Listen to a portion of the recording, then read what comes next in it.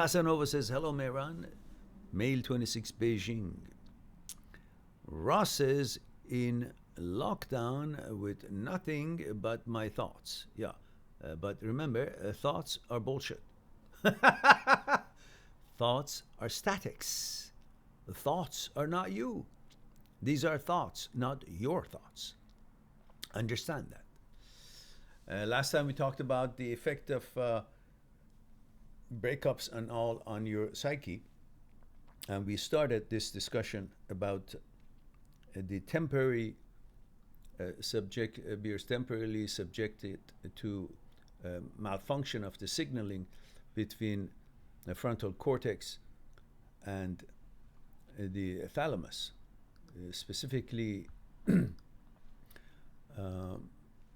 the ventral posterior medial nucleus and ventral posterior lateral nucleus, which is responsible for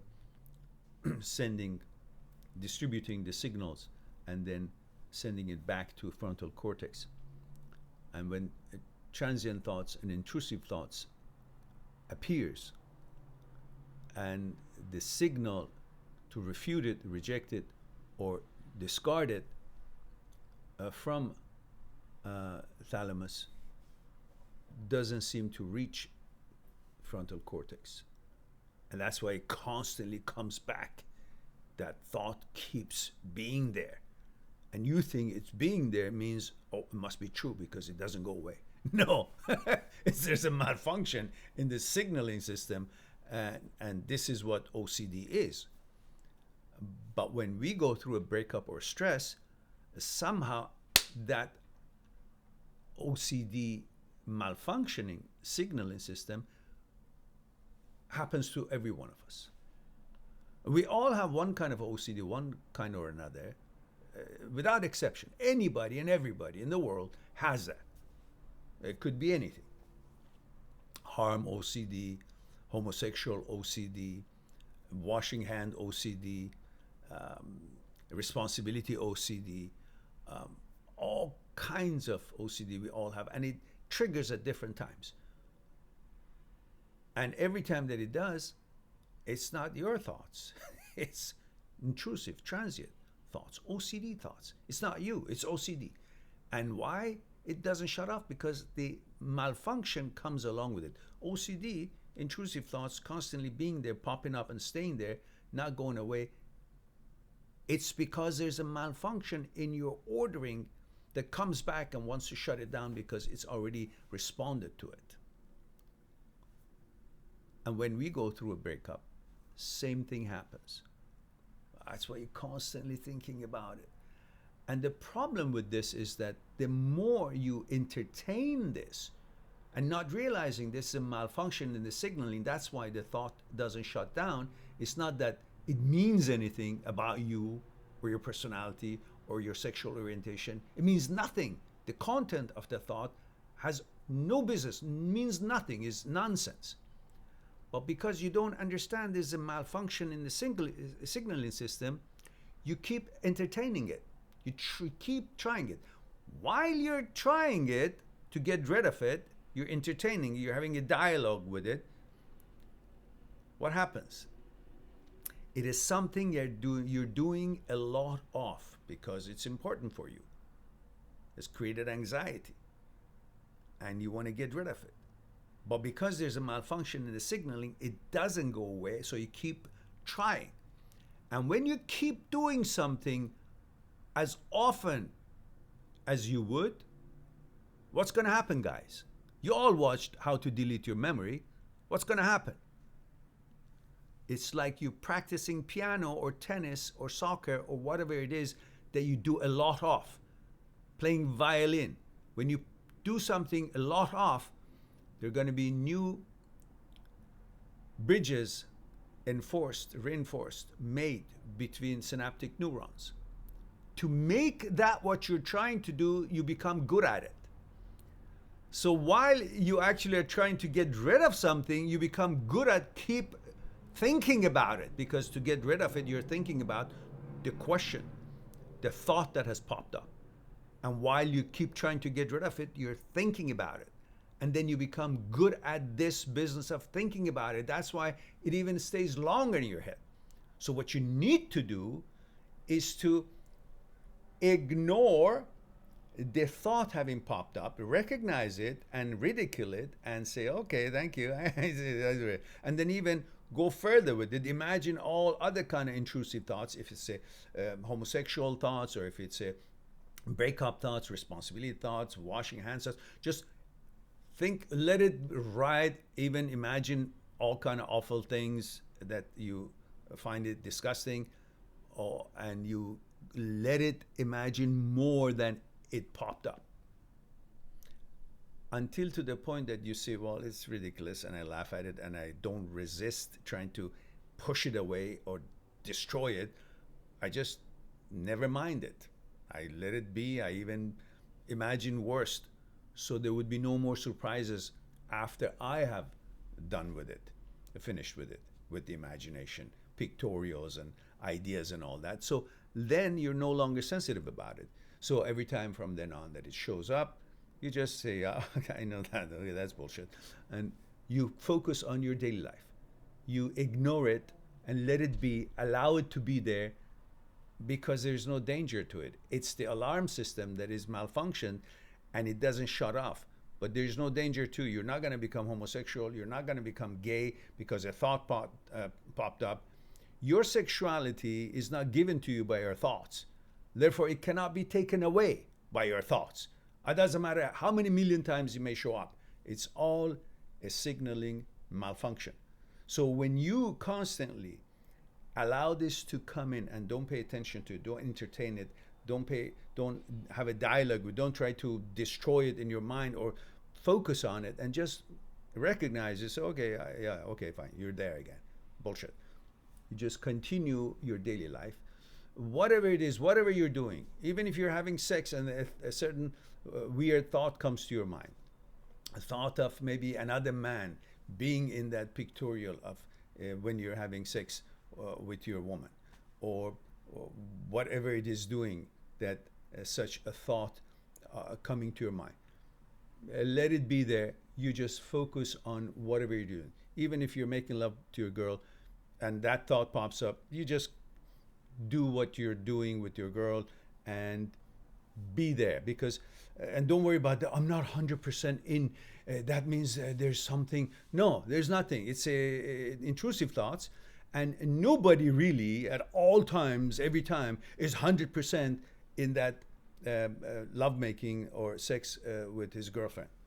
Nobody. I mean, many women, they're having sex and they're thinking about laundry, thinking about what they have to do, take the kids to school, or what they have to cook, or what they have to do here and there. So no one, and that thought is no different than thinking a thought of a same gender showing up while you're masturbating or while you're having sex with your girlfriend, or vice versa, girlfriend with the boyfriend. So that's all supposed to be perfectly fine, and it has nothing to do with your sexuality. These are intrusive thoughts, glitches that pops up, and the more you entertain it and be bothered by it, the more you're actually training yourself to think about it and become good at thinking about it, which takes longer for these things to dissipate. So instead, allow it, do your thing, whatever pops up to your head, doesn't matter, because nobody and nothing can take away your sexuality away from you, neither thought, no suggestions from other people, or any comments they make, or anything. That's already hardwired in your genes when you were born. That's the end of it. If you're gay, you're gay. If you're heterosexual, you're heterosexual. That's not going to change. So don't be afraid, oh, I may turn gay, or no, none of that. So focus on what it is and disregard it, and don't worry about it. Live your life. And then when you do that, what's going to happen now? Because you keep ignoring it, you keep doing your thing, you keep recognizing it, but you're not fussing with it and letting it, allowing these thoughts to come and go, and you focus on your daily life, whatever it is you're doing. What's going to happen when you keep doing that versus what you used to do? Then synaptic neurons will be rewired. Those bridges that used to make you better at keep thinking about this intrusive thoughts, trying to get rid of it and all that, that was created, those bridges that were created between the synaptic neurons and making you good at that, they will become useless. They're not being used now because now you're ignoring it and letting it be there and you do your own thing, which means those bridges are no longer useful, which glial cells goes and detects them and marks them with CQ1 protein, those bridges that are not being used because you've been ignoring them. It's like you're no longer playing piano, exercising piano. So the bridges that were making you good and making you possible to be good at playing piano are going to be marked by CQ1. And microglial cells, when you sleep, when brain shrinks about 60%, finds their way to go and find those bridges that are marked already and destroy them. And when they destroy them, they become weaker and weaker in reoccurring, because then you have now been using those same neurons. New bridges are coming between them because neurons wants to give you the opportunity to become good at something else. So they destroy the ones that you're not using, the bridges that you're not using. So if you're not playing piano, they're going to destroy that after a while. And so you can use those neurons and create new bridges for becoming good at, I don't know, playing guitar or playing a sport. So you have now been creating new bridges between neurons to make you good at ignoring. Ignoring will become prevalent, will become more bridges and focus on ignoring. So you become really good at ignoring. At the same time, you're becoming really good at thinking about the intrusive thoughts, which helps the OCD to actually be disappearing because you're rewiring your circuitries. Neuroplasticity. That's the ability that every mind has, that you can rewire it. How do you rewire it? By practicing or not practicing. You practicing, you create more bridges between the synaptic neurons, so you become good at that, like practicing piano. Not good at is when you don't practice piano and those bridges will be marked and will be destroyed and they're going to be ready to be used for something else that you want to learn. The same thing can happen here. When you keep ignoring it, you're not focusing on the transient thoughts, on the intrusive thoughts in any shape or form. You just say, okay, yeah, I understand. They're there. They pop up. It's not my thought. They're just thoughts. And you focus on doing your things, which enforces and strengthens the connection between synaptic neurons for this act of not paying attention. And that becomes strong, and the other one becomes weak. And then OCD also reoccurs none or much less. So these are how you can understand that your ability is far bigger than you think to deal with these sort of things. Whether it's OCD as a challenge that we all have, or it's a temporary OCD after breakup that you keep running these thoughts in your head and so on and so forth.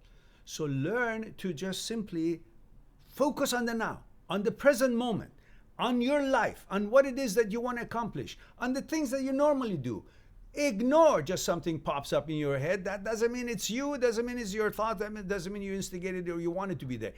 It's the malfunction of the brain. It's a capability of brain to bring up shit like anything else. It happens. You ignore it and you maneuver and you go do your things. And that's how your breakups will not be so devastating to you, because you will not be looping about it, just like handling an OCD problem.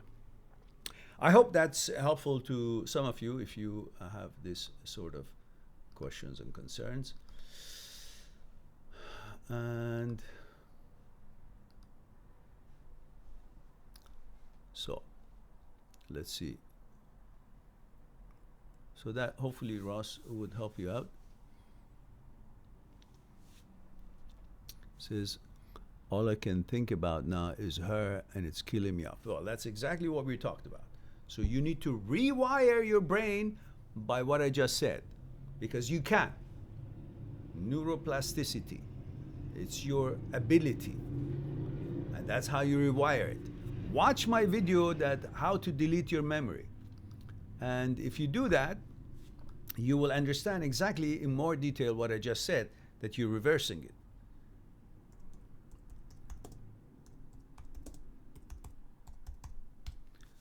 Let me put the link there for you.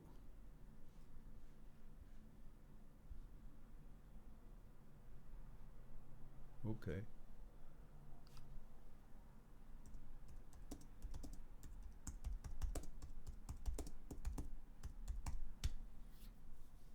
There we go.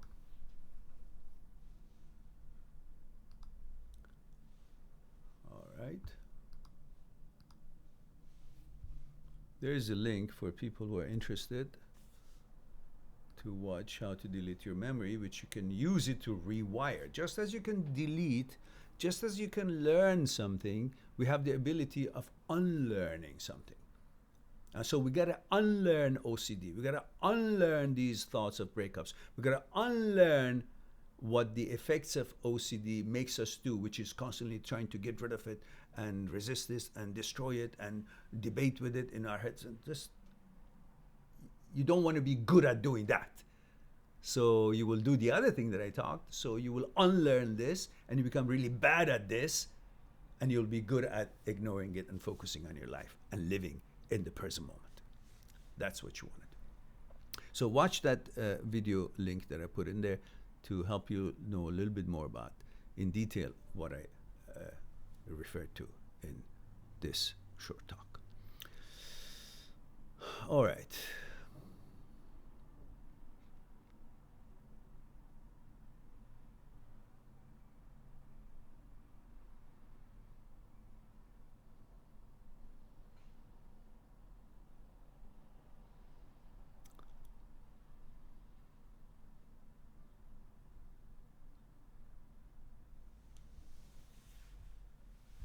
Ross says, I've tried to date others, but I can't get away from it. That's why. That bit was specifically for people who have any kind of recurring constant thoughts and includes what you just said.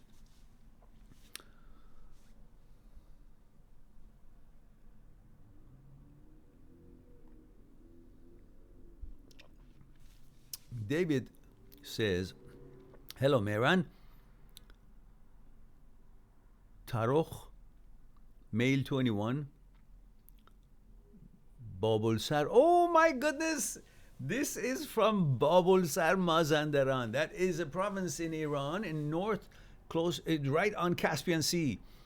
And I remember when I was a kid, my dad had a villa in Chelendar. I don't know if you know where Chelendar is 17 kilometers to Noshar, close to Chalus. And that was an amazing, beautiful place. And so we had this huge orchard of orange trees and apple, and the villa on top, right where you could not drive any further. It was the mountain right behind. Maybe there was a small road that cows would pass, or maybe one single car could pass. Dirt road. But you would drive about 2 kilometers away from the ocean towards the mountain, and then that was the land, the villa of my father. And I remember I was a kid when we went there with my uncle, who had a PhD in chemistry, and he was trying to test the soil, and took the soil test and had it tested to see if it's good for cultivating oranges and so on and so forth, which apparently turned out to be an amazing type of soil, very rich in nutrients. So anyhow, that's why I know about that area that you're talking about, that you're coming from, that general area, Caspian Sea and all that. Just brought me back to, God knows, 100 years ago. What, 50 years ago? 50 years ago, 55 years ago. So welcome, David. Babulsar, Mazandaran. So how are things in Iran, dear? I know you're going through major hardship. And how are things in your neck of the wood, in Bobolsar, in Caspian Sea area?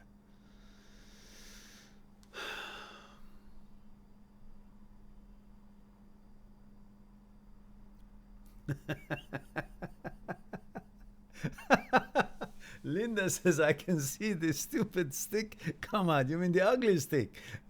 Ducking. All right. Good one.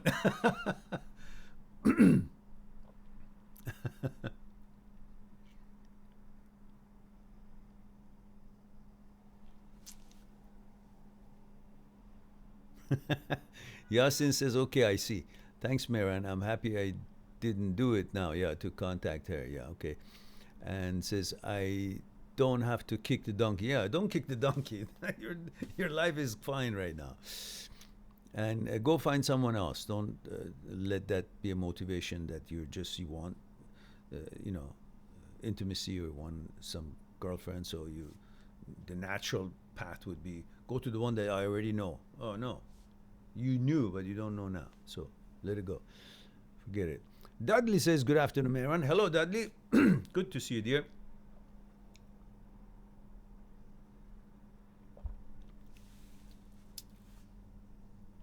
Yasin says, happy birthday to Mehran's son. Thank you very much. I appreciate that. Gato says, happy birthday to Mehran. Says, oh, thank you again. I appreciate that. Very kind of you. Anto says, hi, Mehran. Now, Anto, you changed my name. You know that, don't you? It's Mehran, but you put Mehrin. So I'm beginning to think, is it Mehrin? It says, hi, Mehran. Your video helped me last night. One thing that remains is a thought of my ex replacing me, doing the things she used to with me and our daughter with some randomer. Yeah, that can happen. She don't care about family. No, she's too young. She's not there. She's usually at that age. She's just trying to make herself think that she's single and I'm still hot and people want me, and just having a child doesn't mean she's not mature enough to be a mother. Some women are at age 20, but apparently this one might not be. So don't be bothered. You can only do so much. You can't control life. You can't control your exes when you have a child with her. She can go nutty things, stupid things, and you being a responsible person, you're going to suffer. I understand that.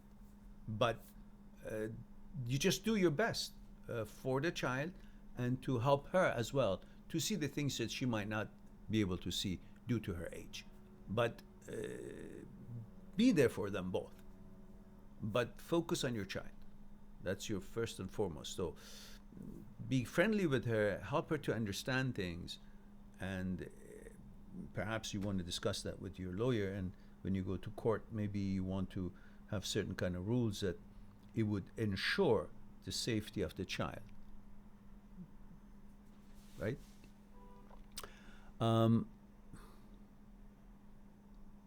He says, but I know that she doesn't have loyalty to father of her child.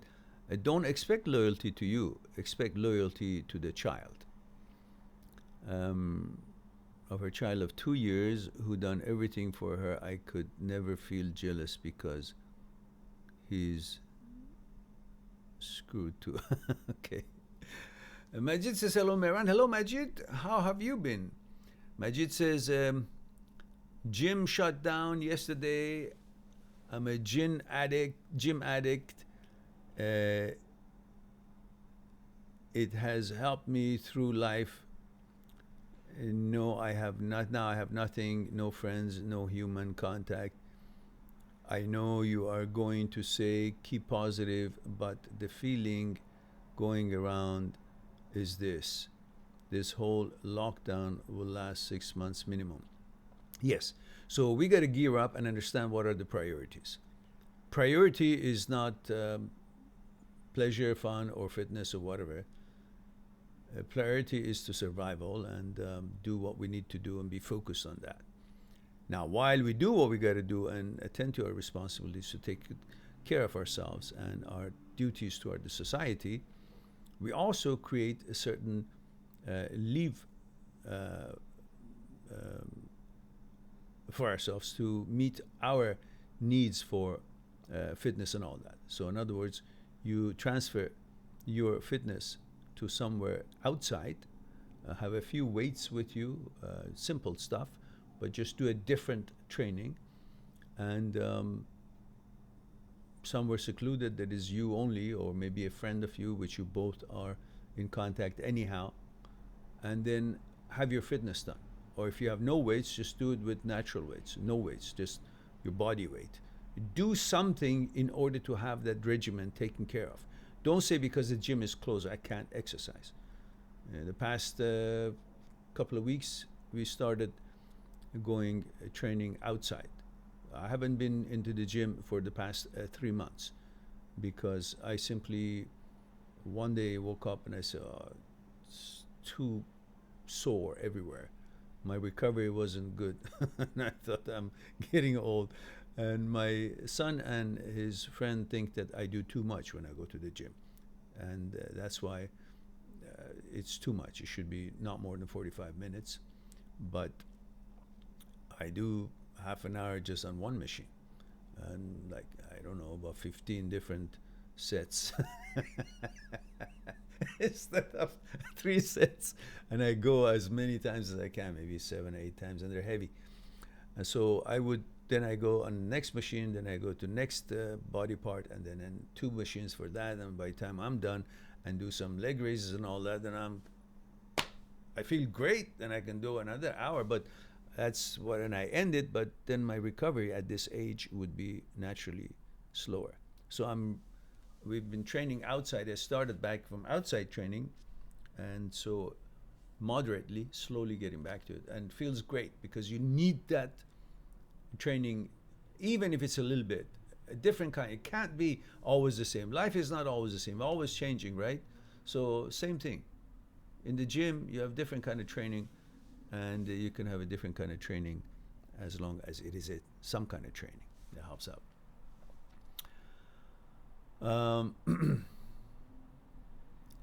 And we're here. I try to be here every day if I can. Now that everything's shut down, there's nothing to be done.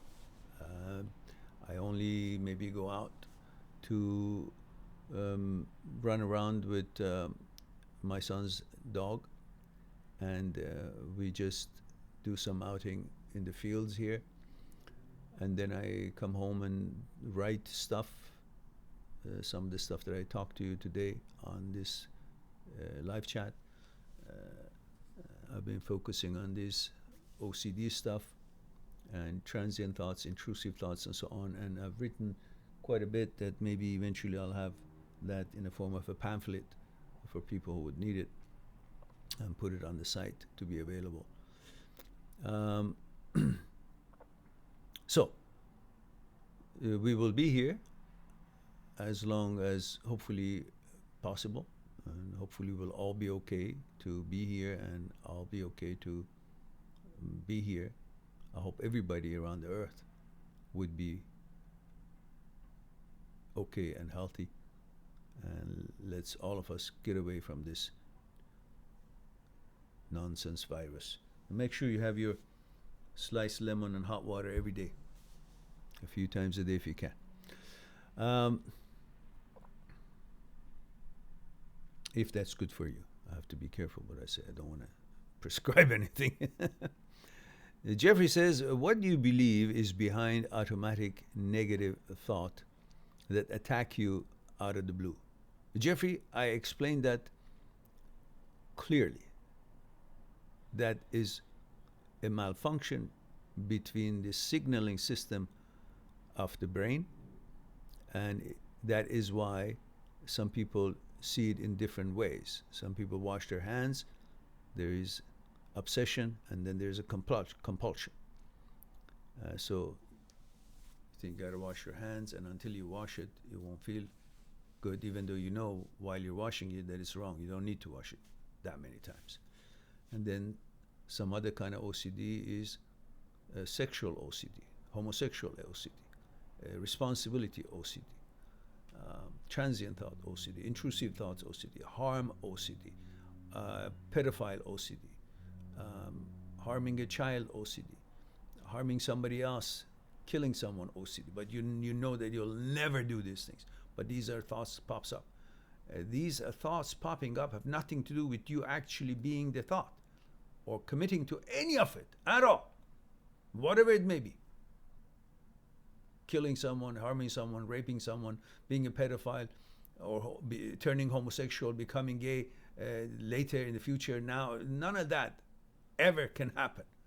It's just a malfunction of a suggestion that pops up in the brain, and you already have the answer and have dealt with it internally, have ordered it to shut down and not recognize and refute it, did not accept such thought, and you've already extended that response through the thalamus, but it just doesn't get to the frontal cortex. That's why it keeps repeating it. As I mentioned the other day, it's like a friend of you who's deaf asks you, do you want tea or coffee? You say, no, thank you. He says, do you want tea or coffee? He says, no, thank you. He repeats, you want tea or coffee? No, thank you. Why is he repeating, you say? Because you don't know that he's deaf. You're not focused on the fact that he's deaf. You think because he keeps saying it, then maybe that means I do want tea or coffee. No, he just can't hear your answer. You already answered no. Refuse it. And that's your answer. You already cleared you. No problem. It's his problem that he keeps questioning, not your problem. That because the question is there, then you are actually that is being suggested by the intrusive or transient thoughts. Not at all. Or your friend is far away with the statics in between, says, you want tea or coffee? Says, no, thank you. Says, you want tea or coffee? No, thank you. You want tea or coffee? Says, God damn it, I don't want tea or coffee. So you do want tea or coffee because can't hear you. Same thing here. Frontal cortex pops up some shit and your thalamus responds, or whatever part of your brain is responsible to responding, responds with signal and rejects it, or makes a comment that no, I'm not interested.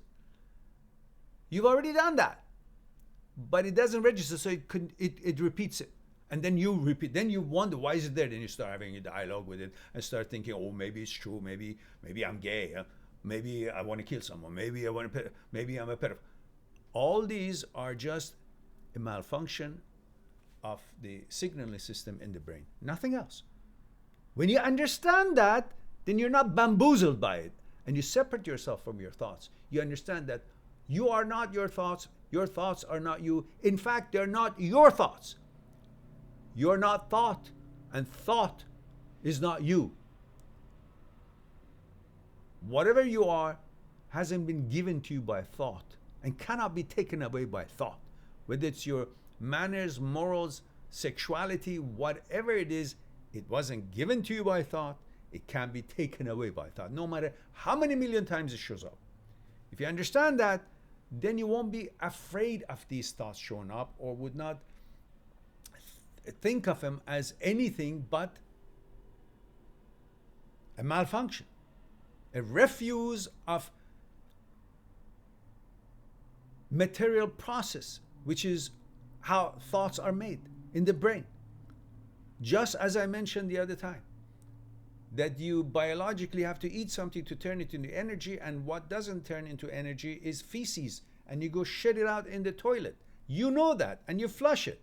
But you're confused and surprised, why is there something that I have to flush out in the brain? Because the brain also is turning things 24/7 and making thoughts. And in making that material process, going through that material process, also like the biological part of ours, creates refuse, feces. And those needs to be flushed out too. But when they appear, you say, oh, that might mean something. Like if you go to the bathroom and shit it out and say, oh, maybe this shit is good. You don't say that, do you? It's clear for you that has to be flushed out. So it should be clear for you when such intrusive thoughts, transient thoughts about anything, your sexuality, harming someone, pedophile, this and that, when it shows up, you should know that this is nonsense, got to be flushed out. I don't bother with it. And you are no longer afraid of it because you expect these things to be part of the feces that could be created in the brain, pop up by transient thought, intrusive thoughts, and then simply flush it out. Meaning, in this case, just pass them by, ignore them. Recognize they're there and ignore them. Don't pay attention to them. Don't entertain them. Don't have a dialogue with them. Don't think about them. Don't interpret them to anything. They're nothing. They're thoughts. That's how you deal with it. And then my other parts that I mentioned, then you keep doing that, you become good at ignoring it, and then you become strong at that, and they show up less and less and less. They dissipate. Because you become good at recognizing what they are, not being surprised or trying to interpret them or think that they mean something. They mean nothing. That's a malfunction of us, our brains. We malfunction. Anything electrical malfunctions, we too. Duh, we're an electrical system. We're not perfect. Maybe another 5,000 years from now, maybe, so I don't know. We're not perfect. We malfunction. So understand that, you'll be okay.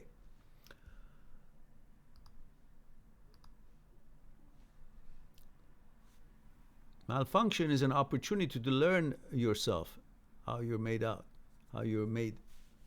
You know, I'm not perfect. But the fact that we all think, oh, we're perfect, we're not. Then we expect a lot more than, you know, normal would be. Normal is to have OCD, have these transient thoughts and intrusive thoughts. This is normal for us, human beings. So don't be afraid of it. Don't make something out of it. Live your lives. All right. And Jeffrey says, awesome. Thanks, Mehran. You're quite welcome.